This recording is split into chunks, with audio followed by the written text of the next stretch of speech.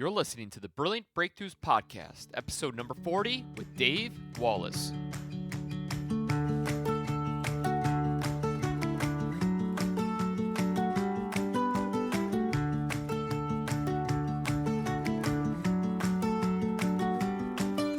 Hi, small business owners. Welcome to the Brilliant Breakthroughs Podcast, where we focus on creating brilliant breakthroughs for the small business owner. FYI, this is also the same name for the #1 Amazon best-selling book for small business and entrepreneurship. The good news is you can find this book in paperback form as well as ebook. Just so you know which one it is, go to Amazon and type in Brilliant Breakthroughs for the Small Business Owner, fresh perspectives on profitability, people, productivity, and finding peace in your business. And if you're listening to this after November 2018, the book that we're referencing today is the blue one. So hi, rock stars. You are what's rocking the world today, small business owners. And my name is Maggie Mongan. I'm the anthology leader of this great book. What that really means is I'm the leader, the one who put everybody together and said, let's do this book. So it's a fancy term, but today we're here to really talk about something different. And we're honored to have Dave Wallace, a #1 Amazon bestselling author, with us to talk about your business's profitability and ways that we can improve it. I want to say welcome, Dave. Glad to have you here. Hi, Maggie. It's good to be here on a beautiful May Friday afternoon in southeast Wisconsin. Oh, yes. It is unique, isn't it? Yes, it is. Well, everyone, Dave's chapter is the third one, titled Sales Suck in Solitude. Did you like that emphasis? Yeah, I like that. Okay. Dave, you covered an enormous amount of ground in your chapter. While at the same time, I know that you really only scratch the surface for small business owners and what happens when they're in their sales mode. And I thought maybe it might be wise for us to back up the bus a little bit and start at the beginning by asking you a question. Are you ready for this? I hope so. What do you really do? Because you do sales. That's a good question. The answer is I'm a business consultant, but my particular focus is I try to look at business through the sales lens. So in other words, what sales challenges might be preventing you from achieving your overall goals? Well, I like that. Thank you. I really do like that because sales can be very overwhelming to people if they're not familiar with it or if they're still in the incompetent stage or even competent for that matter, because there's a lot of moving parts. There are a lot of moving parts, and sales also gets a bad rap, as we all know. I mean, there's plenty of movies out there about the shady salesperson. So yeah, that it doesn't help the cause, but we have to do it. I mean, if you don't sell anything, it doesn't matter how cool your product is. If you don't sell it, nobody gets to benefit from it. Right. And you just mentioned something. Sales gets a bad rap. And there's a reason for that. A lot of people have behaved poorly in sales, but it doesn't need to be that way. And that's one of the things that I think is a very important business conversation, because in this century, it's not being allowed to continue. People are just walking away. Right. Yeah. Yeah. Go ahead. There is some of that. But yeah, it's still, I think people still struggle with this concept of sales. It's a 4-letter word, and people, if you look around, people don't have salesperson on their business card. They have account executive, account manager, business development manager, all these different titles to kind of mask the fact that they're really in the business of selling products and services to their audience. Well, anyone who's a small business owner is primarily a salesperson. because they are the ones who are responsible for generating revenue, and nobody should be able to do it better than them. Right. Daniel Pink actually wrote, or I think he wrote in one of his books, he said that 40% of the time that we spend at work, no matter what we do, is spent selling. Yes. And if you think about it, if you're in an office, you're convincing, you're cajoling, you're pleading, but you're doing some form of what we generally would call selling. You're trying to help someone understand a point of view. Now, whether they agree with it at the end of the day, that's another conversation, but it's the ability to present a perspective so that you can have a dialogue about it. Right. And you just said something that's really important is even if we aren't speaking with a potential customer or a customer about another sell, we are always selling. We're persuading, we're getting buy-in, we're getting the yeses all day long in what we do. And you said a word that I don't know if everybody's familiar with, and it was cajoling. Can you explain what that is? As an English major, I'm supposed to know what cajoling means without any problems. But it's this idea that we have to bring people along to a different perspective, and it can be external or it can be internal. So in other words, I can be an internal project manager at my company, and I need to get people to join me on a project, and I have to paint a picture for them of why they should want to play.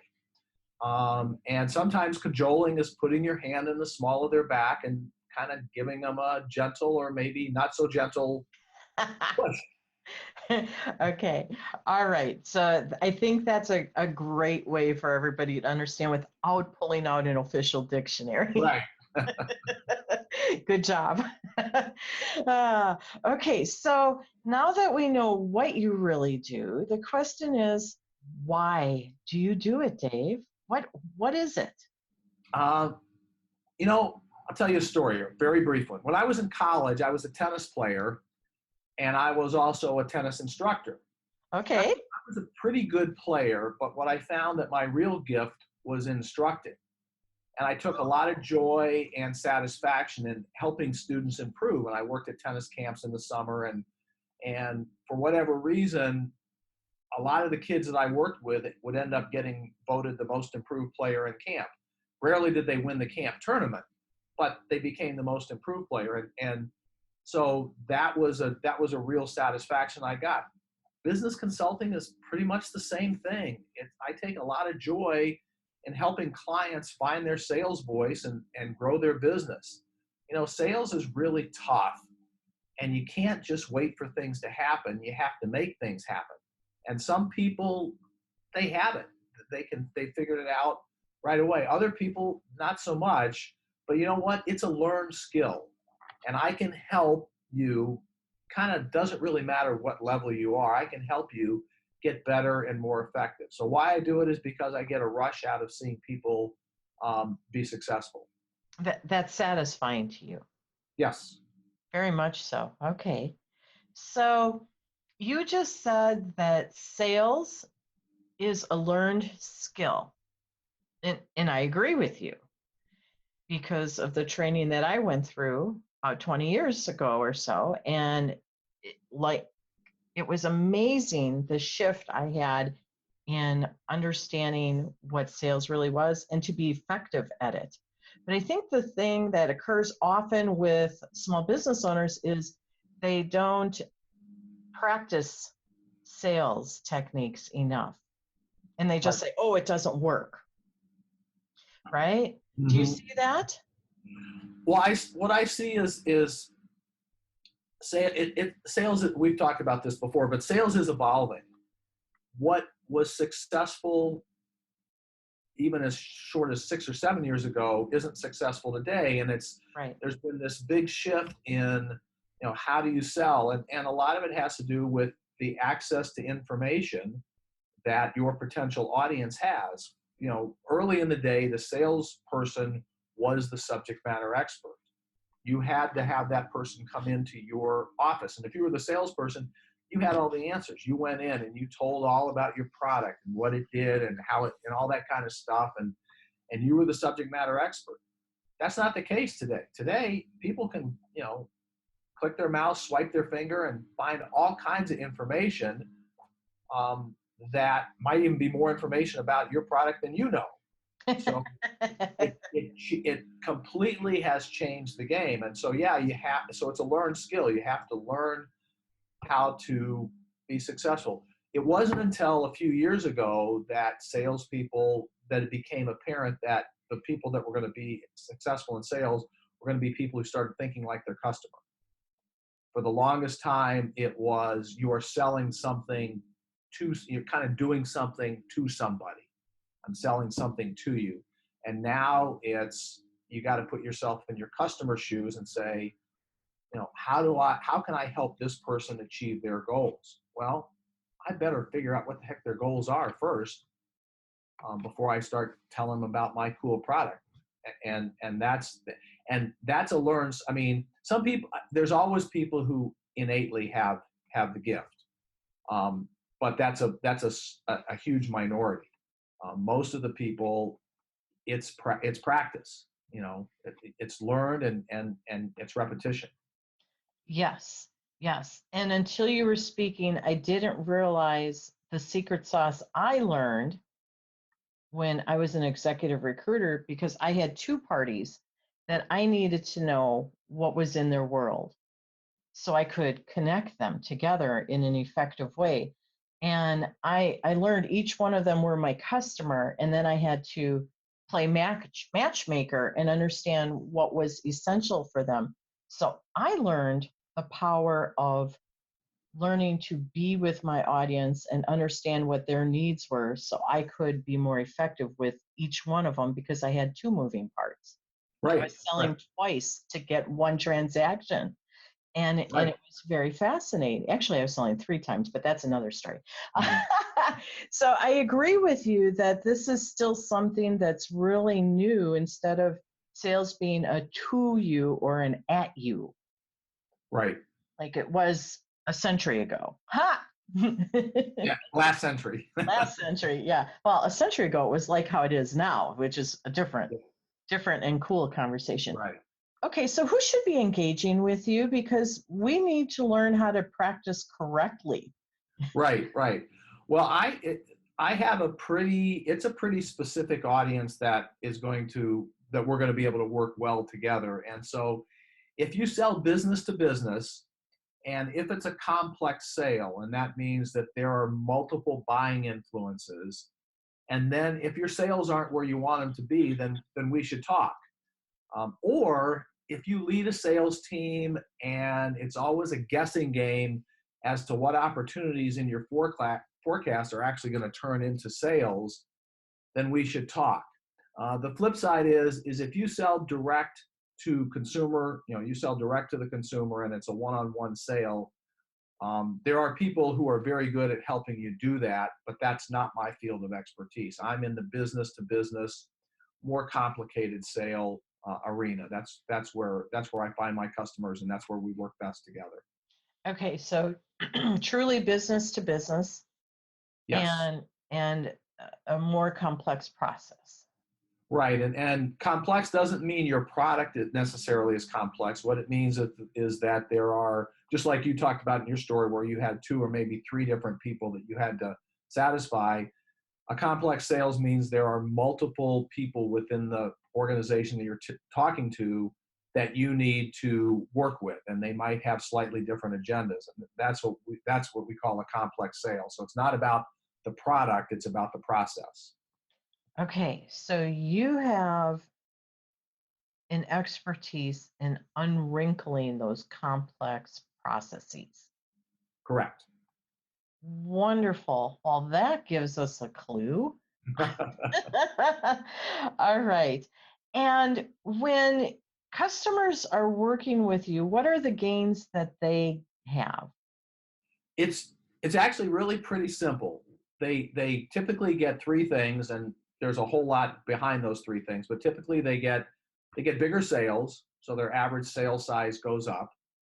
The amount of time it takes them to go from initial conversation to a sale shortens, so we call that the sales cycle.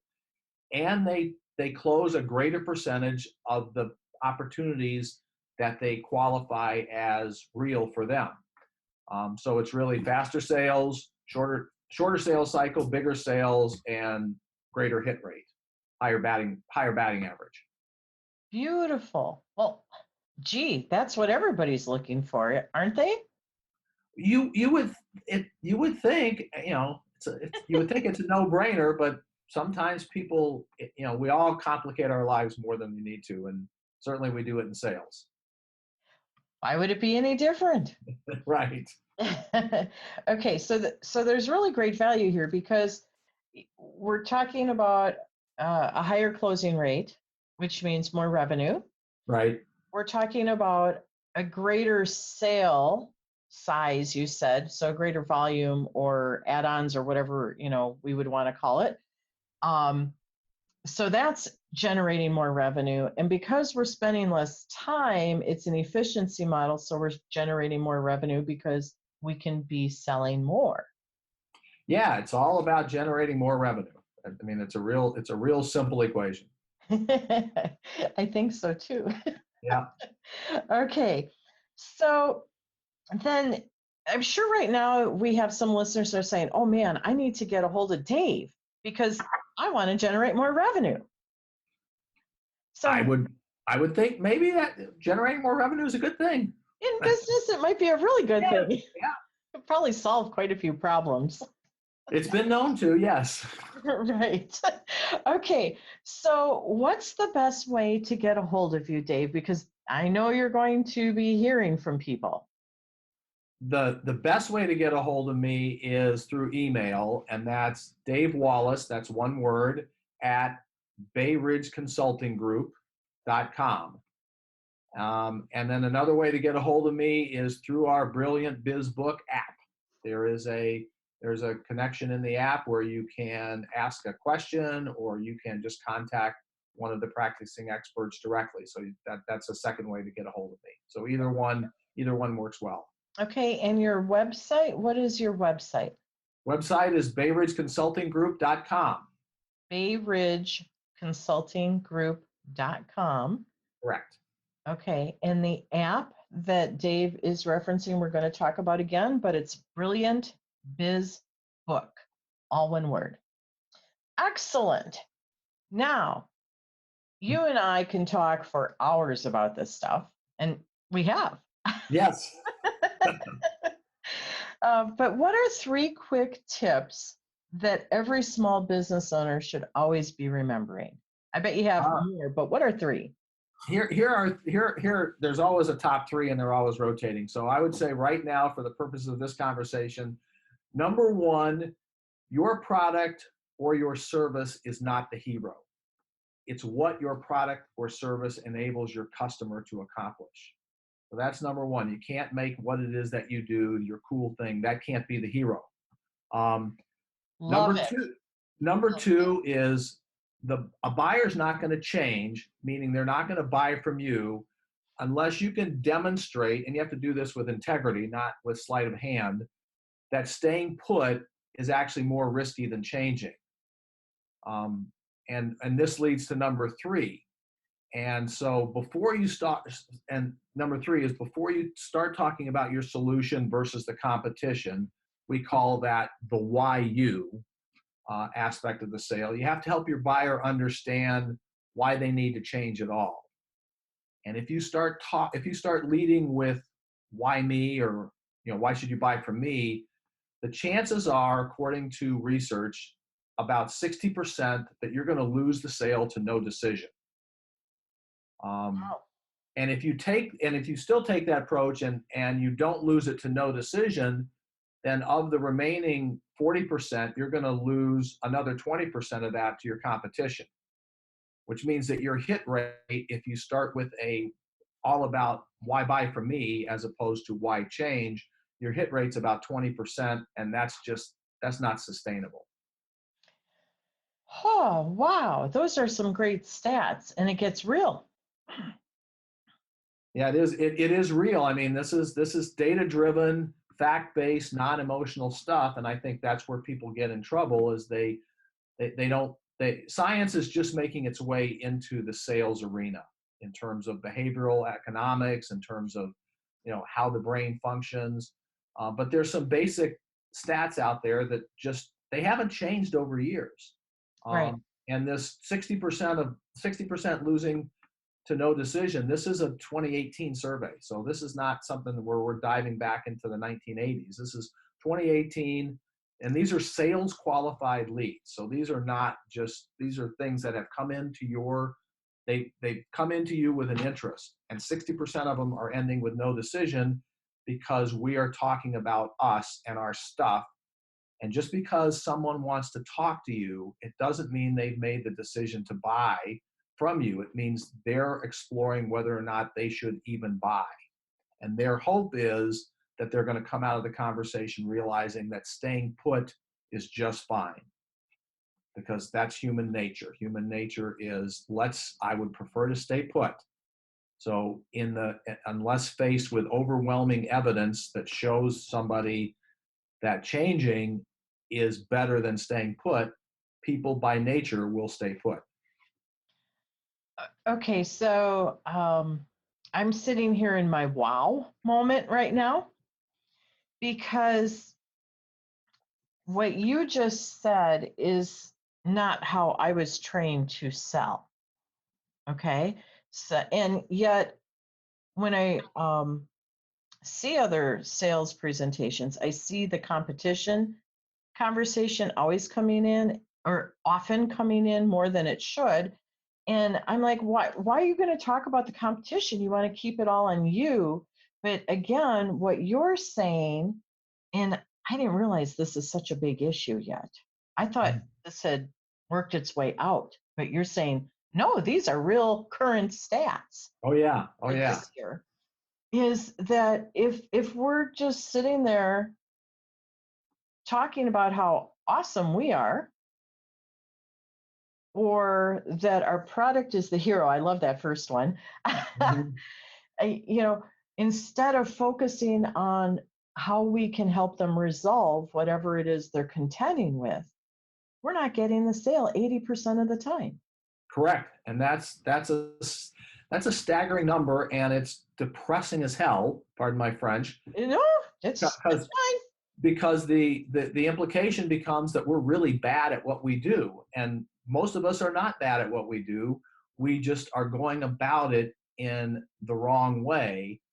And we need to kind of step back. And this is the evolution of sales. And this whole idea of change is, this is a big deal for somebody. And there are boatloads of books now. There's Marshall Goldsmith, What Got You Here Won't Get You There. Right. Books like that. But the reality is that we are predisposed as human beings to find comfort in the status quo. And we don't want to change. I mean, everybody says they want to change. There's a survey done in corporate America. The number one thing that employees said they wanted, that they wanted, was change. That was the number one thing. The number two thing they said was they hated change. Right. So I want things to change as long as it doesn't affect me. As long as I don't have to change. As long as I don't, as long as I don't look, it's like the story of the mother in the football stadium, and she looks down at the field. She goes, "Look at that! The whole band's out of step except my son." I love it. So I mean, and this is part of the science that's now working its way into. So it's a combination of behavioral science and how the brain works and how emotions work and how we make decisions emotionally, but then we use our rational self to justify them. And when we understand this, we understand that people can have you in for a meeting and they can be nodding their head and taking all kinds of notes. And you're like, oh man, I got this sale. These guys are in love with me. They're in love with what I'm talking about. And you leave and they look at each other and they go, that's really good information. I think we're pretty good just where we are. We don't need to change. Because you haven't painted a picture for them that says, if you walk across the street blindfolded and you don't get hit by a car, it doesn't mean you should do it again.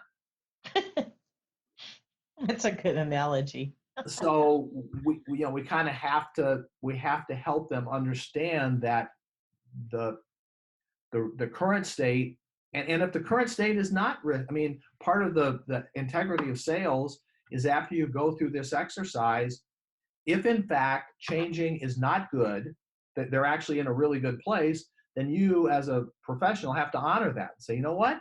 You guys have this. You've locked this down. Congratulations. Do you know anybody else who isn't as good at this as you are that I could talk to? And that's an acceptable answer.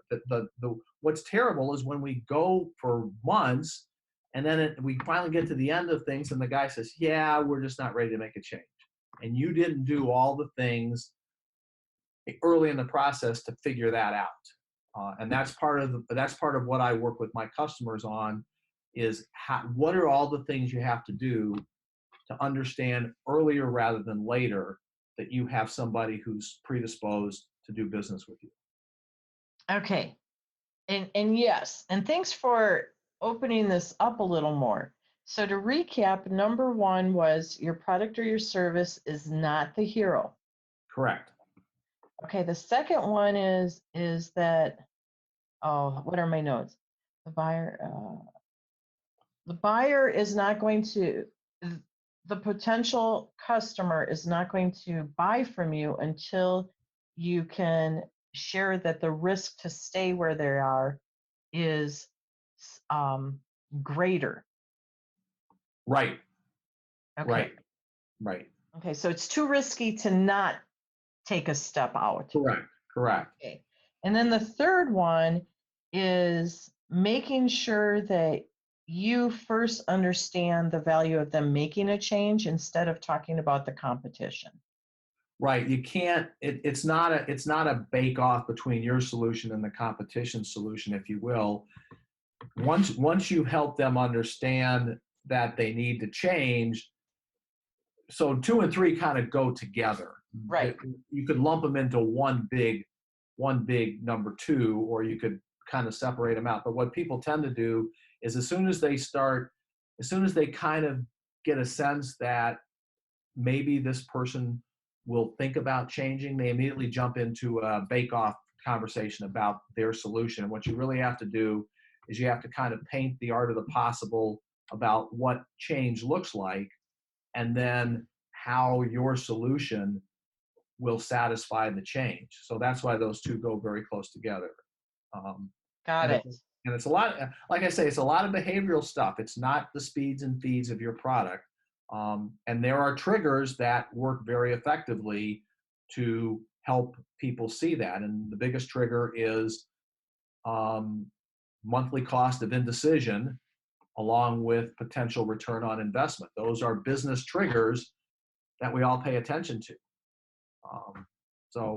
And I remember a story, some guy came in to present to a CEO, just happened to be my brother, and they said, well, we're going to become more productive if we buy the solution. And the immediate question was, how many people do I get to eliminate? Oh, no, we're just going to become more productive.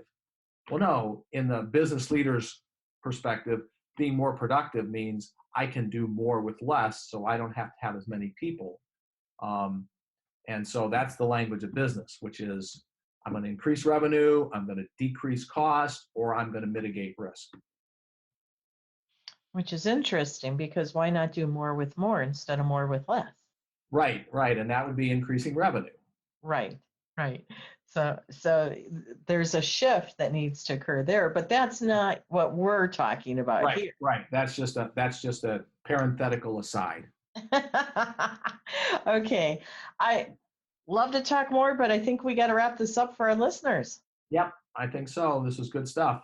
It surely is. So listeners, wow, this is how you can learn and engage more with our #1 bestselling author, Dave Wallace. Start by reading the 3rd chapter in the book, Brilliant Breakthroughs for the Small Business Owner.